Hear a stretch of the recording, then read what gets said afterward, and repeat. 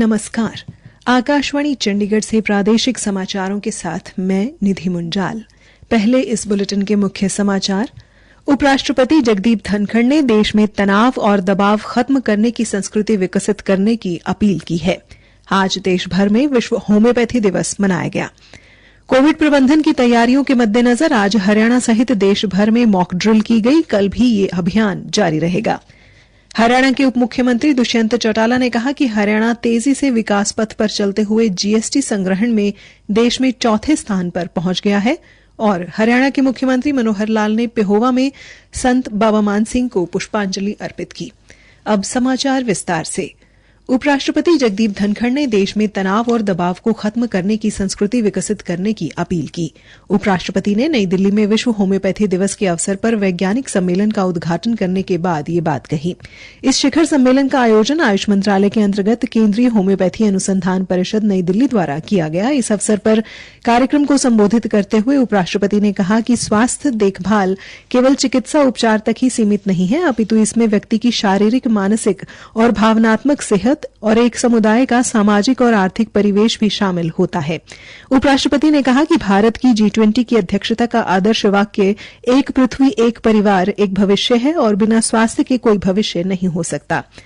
उन्होंने कहा कि उपचार के रूप में होम्योपैथी का 2 शताब्दियों से अधिक का समृद्ध इतिहास है। उन्होंने ये भी उल्लेख किया कि आज विश्व स्वास्थ्य संगठन ने होम्योपैथी को दुनिया में दूसरी सबसे बड़ी और सबसे तेजी से बढ़ती चिकित्सा प्रणाली के रूप में स्वीकार किया है और 80 से अधिक देशों में अपनी उपस्थिति दर्ज कराई है।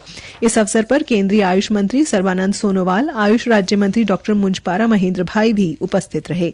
ये दिवस प्रतिवर्ष 10 अप्रैल को होम्योपैथी के संस्थापक डॉ क्रिश्चियन फ्रेडरिक सैमुअल हेनीमैन की जयंती के उपलक्ष्य में मनाया जाता है। कोविड प्रबंधन की तैयारियों की समीक्षा के लिए आज सभी सरकारी व निजी अस्पतालों में राष्ट्रव्यापी मॉक ड्रिल आयोजित की जा रही है। ये अभ्यास कल भी जारी रहेगा। कोविड मामलों में बढ़ोतरी के दृष्टिगत सार्वजनिक और निजी दोनों स्वास्थ्य सुविधाओं में अस्पताल के बुनियादी ढांचे की तैयारी सुनिश्चित करने के लिए राज्य और केंद्र शासित प्रदेश मॉक ड्रिल अभ्यास कर रहे हैं। मॉक ड्रिल के दौरान अस्पतालों में कोविड-19 की रोकथाम और प्रबंधन के लिए दवा, आईसीयू बेड और मेडिकल ऑक्सीजन सहित उपलब्ध संसाधनों का आकलन किया जा रहा है। केंद्रीय स्वास्थ्य मंत्री डॉ मनसुख मांडविया ने भी नई दिल्ली में राम मनोहर लोहिया अस्पताल का दौरा करके मॉक ड्रिल और कोविड रोगियों के उपचार के संबंध में अस्पताल की तैयारियों का निरीक्षण किया। डॉ मांडविया ने शुक्रवार को राज्यों के स्वास्थ्य मंत्रियों के साथ एक वीडियो कॉन्फ्रेंस के माध्यम से समीक्षा बैठक की थी। इस बैठक में उन्होंने राज्यों के स्वास्थ्य मंत्रियों के साथ कुछ राज्यों में कोविड संक्रमण बढ़ने के दृष्टिगत कोविड प्रबंधन और टीकाकरण की प्रगति का आकलन भी किया था। कोविड-19 के बढ़ते मामलों को देखते हुए देश भर में आज और कल मेगा मॉक ड्रिल का आयोजन किया जा रहा है। पंचकुला में भी आज मॉक ड्रिल का आयोजन किया गया, जिसके तहत पंचकुला के उपायुक्त महावीर कौशिक द्वारा पंचकुला सेक्टर 6 अस्पताल में पहुंचकर अस्पताल की व्यवस्था और ऑक्सीजन प्लांट का निरीक्षण किया। इस अवसर पर पंचकुला स्वास्थ्य विभाग के मुख्य चिकित्सा अधिकारी डॉ मुक्ता कुमार व अन्य डॉक्टर मौजूद रहे। उधर भिवानी में मुख्य चिकित्सा अधिकारी डॉ रघुवीर शांडिल्य ने भी बताया कि भिवानी के सामान्य अस्पताल में 2 वार्ड आईसीयू बनाए गए हैं, जिनमें 33 बेड हैं। इनमें ऑक्सीजन सहित तमाम व्यवस्था है और कोविड जांच में भी तेजी की गई है। कैथल के नागरिक अस्पताल में आयोजित मॉक ड्रिल के दौरान सिविल सर्जन डॉ अशोक कुमार ने मरीजों तथा अस्पताल प्रबंधन के लोगों को 2 गज की दूरी और मास्क पहनने जैसे दिशा निर्देश जारी किए। उधर गुरुग्राम में जिला उपायुक्त निशांत यादव की निगरानी में मॉक ड्रिल का आयोजन किया गया।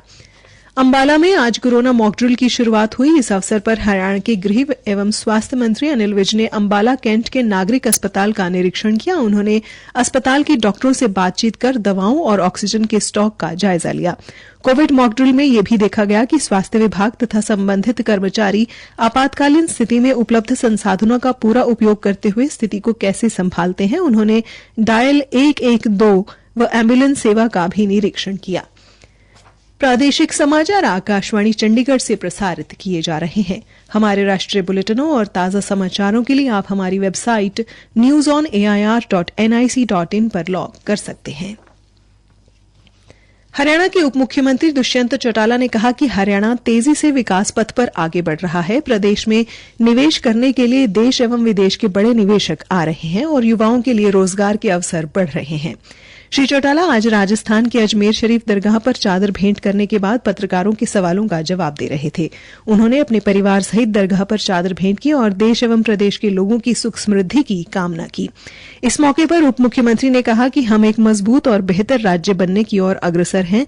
अमृतकाल में हम अपनी उपलब्धियों को समेकित करके उसकी मजबूत नींव पर हरियाणा को विकास की नई बुलंदियों पर लेकर जाएंगे। उन्होंने कहा कि जीएसटी संग्रह में हरियाणा देश में चौथे स्थान पर पहुंच गया है, जो कि प्रदेश की प्रगति को दर्शाता है। उन्होंने कहा कि प्रदेश सभी क्षेत्रों में आगे बढ़ रहा है। हरियाणा में वन क्षेत्र को बढ़ावा देने और जलवायु परिवर्तन को चुनौती से निपटने के लिए मुख्य सचिव संजीव कौशल ने अधिकारियों को निर्देश दिए कि ग्रीन इंडिया मिशन के तहत किए जाने वाली विभिन्न गतिविधियों के क्रियान्वयन में तेजी लाएं। इस संबंध में मुख्य सचिव की अध्यक्षता में आज चंडीगढ़ में हुई संचालन समिति की बैठक में वार्षिक योजना के तहत लगभग 365 करोड़ रुपए के बजट को मंजूरी प्रदान की गई। वित्तीय वर्ष 2023-24 ग्रीन इंडिया मिशन के कार्यान्वयन का दूसरा वर्ष होगा।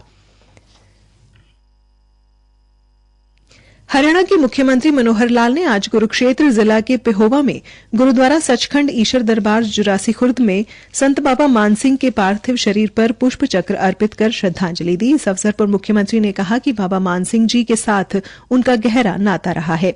बाबा मानसिंह जी सदैव समाज की भलाई, जन जन के जीवन को सुखमय करना और वंचितों व जरूरतमंदों को शिक्षा, स्वास्थ्य सहित अन्य सुविधाएं मुहैया करवाने के बारे में ही सोचते थे। समाज सेवा के लिए संत बाबा मानसिंह जी को हमेशा याद किया जाएगा। दुख की इस घड़ी में मेरी संवेदनाएं उनके परिवारजनों व साध संगत के साथ हैं। हरियाणा के कृषि एवं पशुपालन मंत्री जेपी दलाल ने भिवानी में लोगों की समस्याएं सुनी। इस दौरान उन्होंने नागरिकों की वृद्धावस्था पेंशन, राशन कार्ड बनवाने तथा परिवार पहचान पत्र में त्रुटियों को ठीक करवाने से संबंधित समस्याएं सुनी। कृषि मंत्री ने संबंधित विभागों के अधिकारियों को निर्देश देते हुए कहा कि नागरिकों को बिजली पानी से संबंधित समस्याओं का तुरंत प्रभाव से समाधान करें। नागरिकों को मूलभूत सुविधाएं लेने में किसी प्रकार की परेशानी का सामना न करना पड़े। हरियाणा के जन स्वास्थ्य एवं सहकारिता मंत्री डॉक्टर बनवारी लाल ने कहा कि गर्मी के मौसम के मद्देनजर राज्य के पेयजलग्रस्त क्षेत्रों में निगरानी रखने के लिए विशेष निगरानी समितियों का गठन किया जाए, ताकि किसी भी क्षेत्र में पेयजल की समस्या उत्पन्न हो तो उस पर तुरंत प्रभाव से कार्रवाई की जा सके। जन स्वास्थ्य मंत्री ने चंडीगढ़ में कहा कि राज्य के हर क्षेत्र में पेयजल की पुख्ता इंतजाम किए जाएं। यदि किसी भी क्षेत्र से पीने के पानी की समस्या उनके संज्ञान में आती है तो तुरंत प्रभाव से उसका समाधान किया जाए। जन स्वास्थ्य मंत्री ने कहा कि गर्मी के मौसम में पेयजल की समस्या के समाधान के लिए ब्लॉक, उपमंडल, जिला व राज्य स्तर पर विशेष निगरानी समितियों का गठन किया जाए और उनके मोबाइल नंबर भी जारी किए जाएं, ताकि आवश्यकता पड़ने पर उन अधिकारियों से संपर्क किया जा सके। उन्होंने कहा कि राज्य स्तर की निगरानी कमेटी भी पूर्ण रूप से सतर्क रहे और उनके समक्ष भी कोई पेयजल संबंधी समस्या आती है तो वे तुरंत कार्रवाई अमल में लाएं।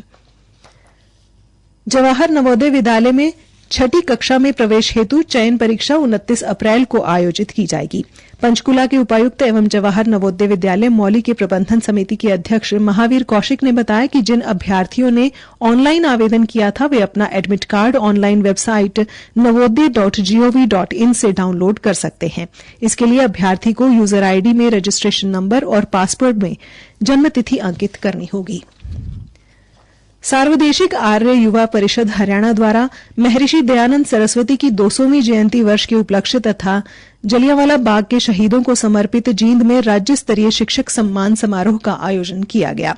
कार्यक्रम में भिवानी से महिला एवं बाल विकास विभाग की स्थानीय शिकायत निवारण कमेटी सदस्य श्रीमती दर्शना को उन द्वारा महिला सशक्तिकरण एवं शिक्षा क्षेत्र में उल्लेखनीय योगदान के लिए राज्य स्तरीय शिक्षक सम्मान से नवाजा गया।